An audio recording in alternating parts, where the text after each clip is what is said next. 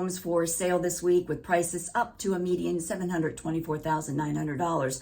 Out of the 80 homes for sale, only 11 are priced under $400,000. It's Friday, April 22nd, 2022. I'm Kimberly Barton of Kinetic Realty, your local market expert with this week's Annapolis Real Estate Report. Nationwide, there is a softening of the market with weaker demand for homes as home sales fell 7.2% across the United States. Maryland overall fell 13.4%, while Annapolis fell 6.8%. Since last report, 38 homes went under contract in just 5 median days. Of the 47 homes that settled this past week, those were under contract in 5 median days and sold at 102% list to sale ratio. Higher mortgage rates will also have an impact on activity and offers, especially in sensitive price ranges.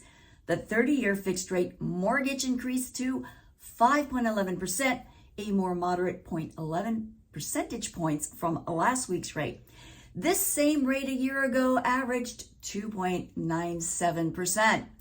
Despite higher interest rates and because of the lack of inventory, Annapolis sellers remain in a favorable position short term as buyers showing activity is slowing.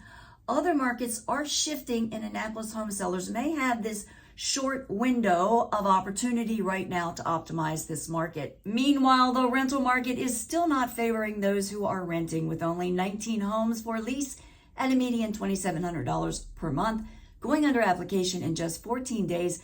Competition remains strong. Regardless of where you are right now renting, thinking about buying, or you want to sell, know that we are a resource to you and we're always happy to answer your questions. So reach out to me if I can answer any questions for your specific circumstance, and be sure to subscribe for the weekly updates.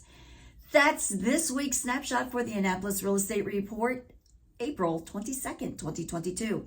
Thanks for tuning in. Until next week, be well.